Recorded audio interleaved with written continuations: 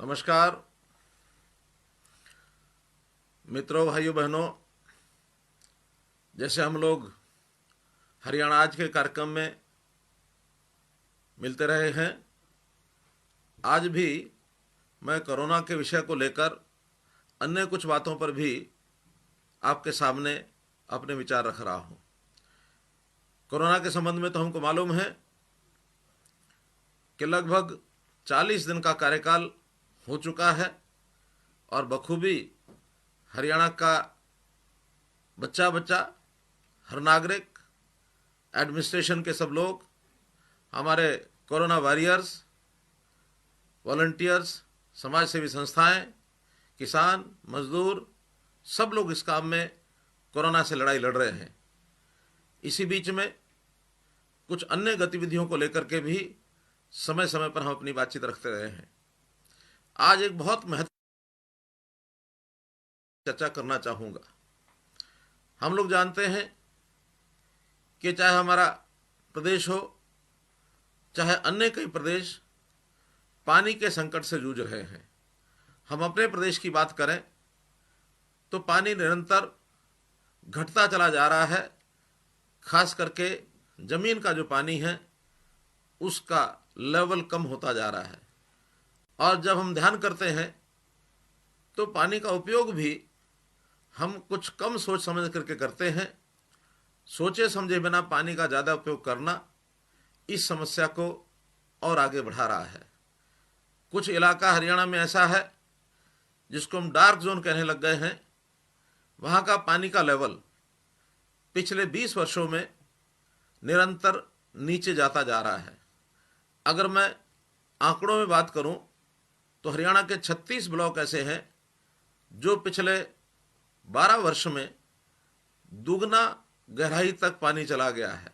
अर्थात कहीं 10 मीटर गहरा था तो आज वहाँ 20 मीटर गहराई हो गई है, और कहीं 20 मीटर गहराई थी तो 40 मीटर गहराई हो गई है। और यदि इस गति से पानी नीचे जाता रहा तो आने वाले 12 वर्ष के बाद ये पानी इतना गहरा चला जाएगा कि उसका उपयोग करना भी हमारे लिए कठिन हो जाएगा। तो इस पानी को बचाना ये हमारे लिए बहुत आवश्यक है। पानी हमारी धरोहर है। इस पानी को हम अगली पीढ़ी को दे करके जाने के लिए हर संभव प्रयत्न करना हमारे लिए अनिवार्य है। अगर पानी हम बचा लेंगे, खास करके किसान बंधु इस ओर ध्यान करें, तो किसान पानी को जमीन में से निकालता है तो केवल पानी नहीं निकाल रहा बल्कि अपनी अगली आने वाली पीढ़ी के लिए संकट भी खड़ा कर रहा है। तो हम ये मानकर चलें कि जहाँ जमीन मेरी संपत्ति है उसके नीचे का पानी ये भी मेरी संपत्ति है। जहाँ मैं अपनी आने वाली पीढ़ी को अपनी संपत्ति ये विरासत में देकर जाना चाह रहा हूँ, वही जमीन पानी सहित अच्छा पानी उपलब्ध रहे वो भी मुझे विरासत में देकर जानी है। बिना पानी के अगर मैंने ज़मीन विरासत में दी तो आने वाली पीढ़ी के लिए ज़मीन भी उपयोगी नहीं रहेगी। इसलिए हम एक कार्यक्रम का आज घोषणा कर रहे हैं कि मेरा पानी मेरी विरासत, मेरी ज़मीन का जो पानी है वो भी विरासत है अपनी अगली पीढ़ी को देकर जाने के लिए। तो इस योजना के अंतर्गत एक योजना बनाई गई है किसानों के लिए कि हम इस सीज़न में जो धान बोने वाले किसान हैं, हरियाणा के कुछ क्षेत्र में जहाँ पानी की गहराई बहुत ज़्यादा हो गई है, धान न बोएं। धान न बोने की अपील ये करने के लिए आपके सामने मैं आज आया हूँ और इसके लिए एक योजना बनाई गई है। इस योजना का मैं आपके सामने विस्तार से बताना चाहता हूँ। उसमें ऐसे हमने पहले चरण में हरियाणा के वो ब्लॉक छांटे हैं जहाँ पानी की गहराई 40 मीटर से ज़्यादा हो गई है, और उसमें ऐसे 19 ब्लॉक आते हैं हरियाणा के जहाँ 40 मीटर से ज़्यादा की गहराई है। लेकिन 11 ब्लॉक ऐसे हैं जिसमें धान नहीं होता है। सामान्यतया दक्षिण हरियाणा के वो ब्लॉक हैं। 8 ब्लॉक ऐसे हैं जहाँ पानी 40 मीटर से ज़्यादा गहरा है और धान की वहाँ बिजाई होती है।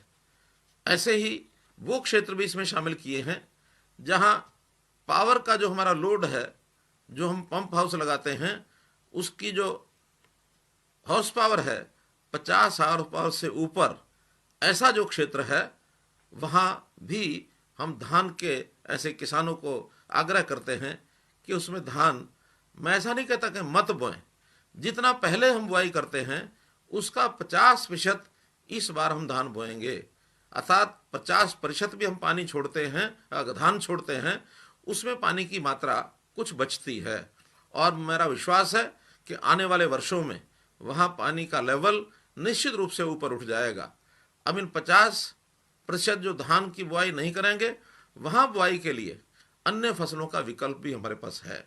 हम अन्य फसलें विकल्प के रूप में बोएं, चाहे उसमें मक्का की फसल है, वहाँ पर हम लोग दालें भी बो सकते हैं, अरहर है, बैसाखी मूंग है, उड़द हम बो सकते हैं।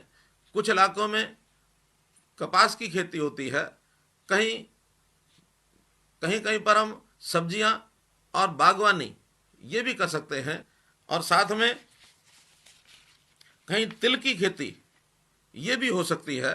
तो इन सब फसलों के लिए हमको अपने योजना बनाकर और फसलों का विविधीकरण ये करना चाहिए। इन फसलों के विविधीकरण करने से निश्चित रूप से हम हिसाब लगाएंगे कि हमको कितना लाभ किस फसल में होता है।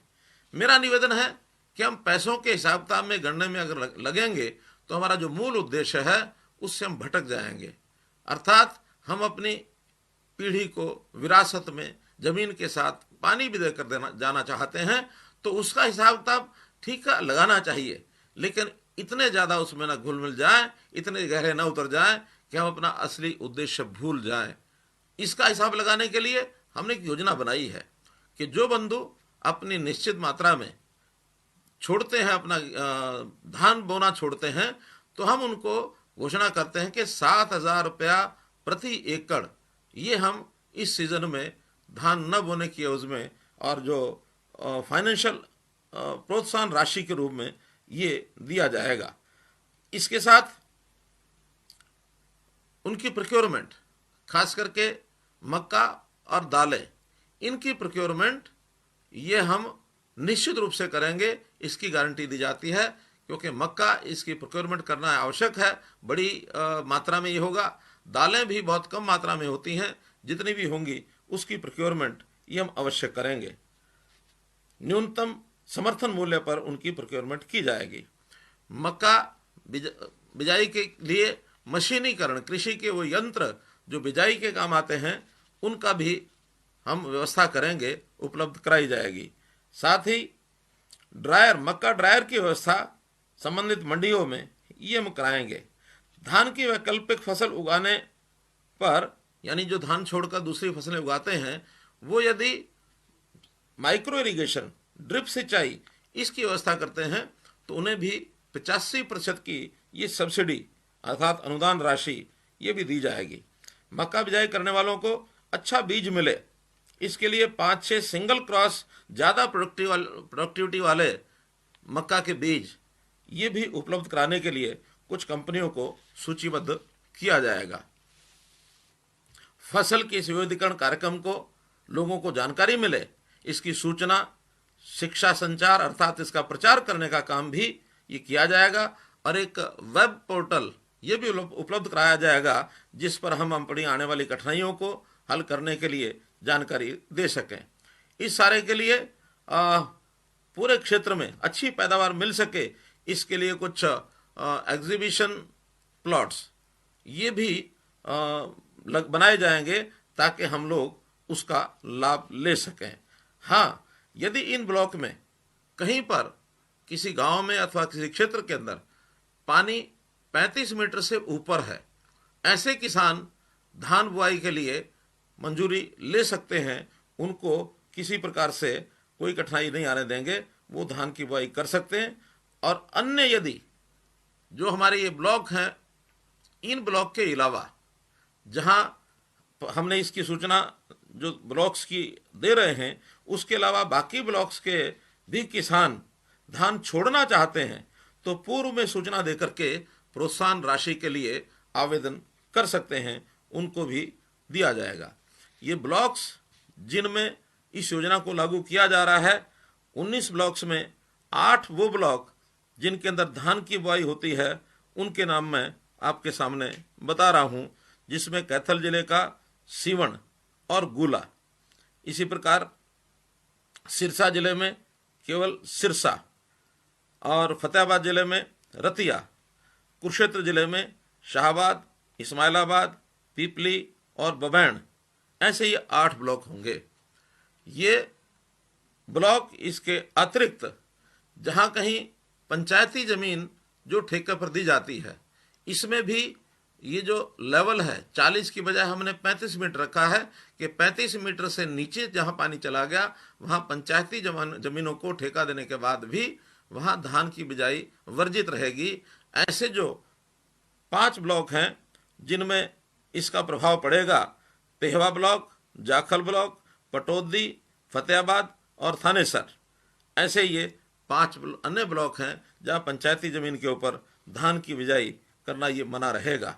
ऐसा जो प्रोत्साहन राशि है जहां पंचायती जमीन है वो राशि पंचायतों की दी जाएगी, ताकि पंचायत यदि कम राशि भी उनको अपने कॉन्ट्रैक्ट में मिलती है उसके कारण से उनकी जो क्षतिपूर्ति है वो की जा सकती है।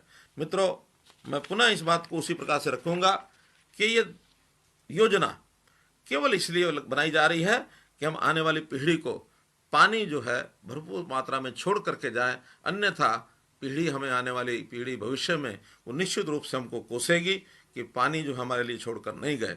मेरा मानना है वास्तव में तो ये योजना 20 वर्ष पहले, 15 वर्ष पहले शुरू की जानी चाहिए थी, लेकिन किन्हीं भी कारणों से अगर नहीं शुरू हुई है तो भी अब हम इसको शुरू करें। हम पानी के जो प्रबंध कर रहे हैं उनमें हम इस योजना के माध्यम से हरियाणा का पानी बचाने की भरपूर कोशिश कर रहे हैं।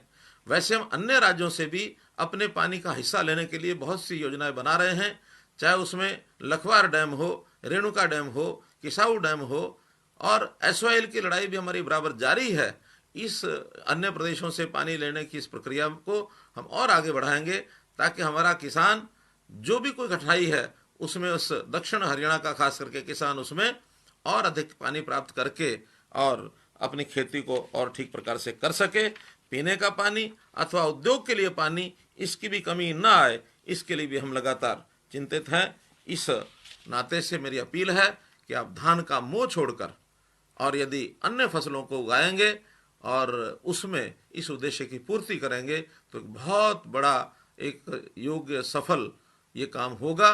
पिछले साल हमने इस योजना की घोषणा की थी, प्रधानमंत्री जी ने स्वयं इसकी प्रशंसा की थी, और मैं मानता हूं कि प्रधानमंत्री जी के बहुत दिल के निकट ये विषय है कि हम किस प्रकार से पानी बचाएं। बहुत सी अन्य योजनाएं केंद्र सरकार की ओर से भी जारी की गई हैं, तो उसी में एक इस योजना का लाभ हमको लेना चाहिए और देश में अपना काम ये बढ़ाना चाहिए आगे। एक अन्य विषय जो आजकल, पिछली बार भी मैंने कहा था, प्रोक्योरमेंट है। उस प्रोक्योरमेंट में बहुत अच्छा काम पूरे क्षेत्र में चल रहा है। 1800 गेहूं की मंडियां और लगभग 200 से ऊपर सरसों की मंडियां, उनमें सफलतापूर्वक प्रोक्योरमेंट हो रही है। इस समय तक 4.5 लाख मीट्रिक टन से अधिक सरसों की आवक हो चुकी है और लगभग 50 लाख टन से ऊपर गेहूं की आवक हो चुकी है। सरसों की फसल बिक्री के एवज में 800 करोड़ रुपया किसानों के खातों में ये जा चुका है और इसी प्रकार गेहूं के लिए भी 820 करोड़ रुपया हमने भिजवा दिए हैं। ये राशि रिलीज हो गई है, बहुत जल्दी 1 या 2 दिन के अंदर किसानों के खातों में चली जाएगी। इसमें एक विषय, कोरोना की आपदा की लड़ाई के समय सारा समाज इसके अंदर जुटा है, हमारे किसान मजदूर भी इसमें जुटे हैं। एक जो बात मुझे आपसे ध्यान करानी है, खास करके किसान भाइयों से, हम लोग इस कोरोना के आपदा के समय अगर ध्यान करेंगे तो इस समय पूरी सेवाएं, चाहे बड़ी बड़ी सेवाएं हैं चाहे छोटी सेवाएं हैं, वो प्राय उनका रोजगार लोगों का समाप्त हो गया है। जो औद्योगिक इकाइयां हैं वो भी पिछले दिनों में बंद हो गई थी, दोबारा से उनको चलाने के लिए अभी प्रयत्न किए जा रहे हैं। और उन दोनों के मुकाबले में यदि हमारा कृषि क्षेत्र, हमारा किसान बंधु है, अपेक्षाकृत सुरक्षित है और इस सुरक्षा के कारण से हमारे ऊपर एक बहुत बड़ी जिम्मेवारी आती है कि हम सारे समाज को, पूरे प्रदेश को आगे बढ़ाने में अपना सहयोग करें, सबको साथ लेकर के चलें। निश्चित रूप से इस भविष्य में किसान का बहुत बड़ा एक दायित्व ये हमारे कंधों पर है, तो उस दायित्व को संभाल करके हम चलें और अपने इस पूरे योगदान में हम लोग आगे रहें, समाज की सेवा करना न भूलें, ये भी हमारे ऊपर एक जिम्मेवारी, एक दायित्व आता है। अभी आजकल जो हमारा मजदूर है, चाहे वो कृषि से जुड़ा मजदूर है, उद्योग से जुड़ा मजदूर है, उसके मन में कौतूहल आया है कि मुझे अपने घर वापस जाना है। कारण कोई भी हो सकता है, लेकिन घर का मोह सबको होता है। हम ऐसे मजदूर भाइयों को, इन बंधुओं को भी एक आश्वासन दिलाना चाहते हैं कि जैसे हमें किसानों को आश्वासन दिया था कि हम आपका एक एक दाना खरीदेंगे, ऐसे मेरा आश्वासन इन मजदूर बंधुओं से, हम एक एक मजदूर की चिंता करेंगे। हम चाहते हैं ये मजदूर अपने काम में, अपने कार्य क्षेत्र में, उद्योग में लगे रहें। लेकिन जो बंधु कृषि क्षेत्र में लगे थे, सरसों की कटाई पूरी हो चुकी है और भी अपने काम को पूरा कर चुके हैं, ऐसे लोग जो घर जाने वाले हैं, इनकी व्यवस्था हमने कर दी है और उस व्यवस्था में लगातार ये काम योजना बनाई जा रही है। उसमें चाहे वो बिहार प्रदेश के हों, उत्तर प्रदेश के हों, अथवा देश के किसी भी प्रदेश के लोग हरियाणा में रहते हैं, उनको वापस भेजने की जिम्मेवारी ये हमने अपने ऊपर ली है। आज भी एक ट्रेन हिसार से और बिहार के लिए चलाई गई है, लगभग 1200 बंधु उसके अंदर गए हैं। ध्यान रखिए, ऐसे सब बंधुओं की वापसी बिना पैसे के निःशुल्क होगी। किसी को, किसी व्यक्ति को इस किसी के बहकावे में नहीं आना चाहिए। कोई पैसे मांगता है, उसको बिल्कुल पैसे देने की आवश्यकता नहीं है, हम उनको भेजेंगे। लेकिन मेरी फिर आपसे अपील है कि जो लोग उद्योग में लगे हैं, उनको इस बात की चिंता छोड़नी चाहिए, क्योंकि मैं आपको एक और तथ्य से अवगत कराता हूं कि आप जहां आज काम में लगे हैं, यहाँ जिस प्रदेश में आप जाना चाहते हैं, वहां से स्थितियां बहुत बेहतर हैं, रोजगार अच्छा है, यहाँ का वातावरण अच्छा है, कोरोना पर भी यहाँ हमारा कंट्रोल है। आप जिस प्रदेश के रहने वाले होंगे, वहाँ के कोरोना की स्थिति जरूर जानिए। वहाँ इससे भी बदतर स्थिति हो सकती है, खराब स्थिति हो सकती है। आप जिस समय में ये सब निर्णय लेने की एक प्रकार से विचार आया है, उस निर्णय को पुनः सोचिए कि हम उद्योग के नाते से यहाँ अगर 10 दिन उद्योग नहीं भी मिलता है तो भी यहीं रहना ज़्यादा अच्छा रहेगा। आप घर जाने का लालच अभी छोड़िए। एक कुछ समय के बाद यदि बाकी मजदूरों की स्थिति ठीक होती है तो आपको भी घर जाने के लिए योजनाएं सब बनाएंगे। लेकिन जितने लोग कम जाएंगे, उतना आपका भी लाभ होगा और उतना प्रदेश का भी लाभ होगा। ये संक्रमण के काल में अपने स्थान पर रहना, यही बचाव का हमारा एक समय है, इसका ज़रूर हम लोग ध्यान रखें। कोरोना का जहाँ तक विषय है, कोरोना हरियाणा में अभी नीचे आना नहीं शुरू हुआ है, अभी ये बढ़ोतरी पर है। हम भले ही अपने आसपास के प्रदेशों से अच्छी स्थिति में हैं, चाहे वो दिल्ली हो, राजस्थान हो, पंजाब हो, उत्तर प्रदेश हो, इन सब प्रांतों से हमारी स्थिति अच्छी है। चारों तरफ से हम ये घिरे हुए इन प्रांतों से हमने अपने बॉर्डर्स उस पर थोड़ा सख्ती की है ताकि कोरोना लेकर के इस प्रदेश में कोई ना आए। फिर भी हमारी स्थिति पिछले कुछ दिनों के अंदर चिंताजनक हुई है।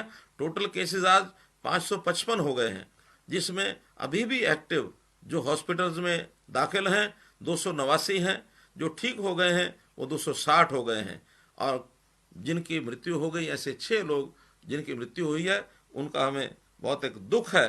तो इस नाते से हम लोग इसकी सावधानी बरतते हुए अपने अपने क्षेत्र के अंदर सोशल डिस्टेंसिंग वो बना करके रखें। किसी प्रकार की सूचना जो सरकार की ओर से मिलती है उसका पूरा पालन करें, इसमें कहीं भी ढिलाई न बरतें, क्योंकि कोरोना को रोकना ये हमारी प्राथमिकता है। खास करके दिल्ली के आसपास के जो ज़िले हैं उनमें सावधानी बरतना बहुत आवश्यक है, क्योंकि वहीं से दैनिक आने जाने वाले लोग उन ज़िलों के अंदर प्रभाव ज़्यादा छोड़ रहे हैं, इसलिए इसका हम ध्यान रखें। जहाँ तक 40 दिन के बाद बाज़ार खुलने का विषय आया है, बाज़ार खुलने के लिए बहुत सी छूट दी गई है, और ये बहुत सी छूट देने के बाद वहाँ पर दुकानें खुलने के बाद जो भीड़ होने लगी है, इससे मैं सचेत करता हूँ आपको। आत्म अनुशासन, अपना अनुशासन ये बना कर रखें। हम सब सावधान रहें कि हमारे मन में जो विचार आएगा कि हमको कोरोना से बचना है, तभी हम बच सकते हैं, क्योंकि ये थोपी जाने वाली बात नहीं है। हम सोशल डिस्टेंसिंग का पालन करें, घर में रहें, stay at home, sanitise yourself, अर्थात सैनिटाइजेशन का प्रयोग करें, मास्क लगाएं, हर समय अपने हाथों को धोने का काम रखें। सैनिटाइजेशन का जो लिक्विड है उससे अपने हाथों को धोना चाहिए। तो इन सारी सावधानियों को यदि हम रखेंगे तो निश्चित रूप से 40 दिन तक जो एक अच्छी हमारी बनी है, पोजीशन बनी है, तो इस नाते से इसको हम ठीक रखेंगे।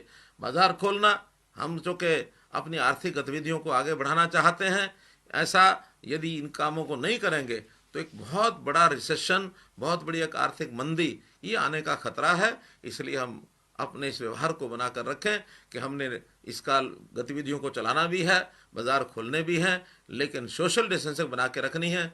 कोई भी दुकान हो, सब्जी की हो, वो फिर बाजार के अंदर हमारे आवश्यक दैनिक उपयोग की वस्तुओं को खरीदने की बात हो, किसी प्रकार का सामान लेना हो, लेकिन सोशल डिस्टेंसिंग ये बनाकर अवश्य रखें। ये मेरी आपसे अपील है।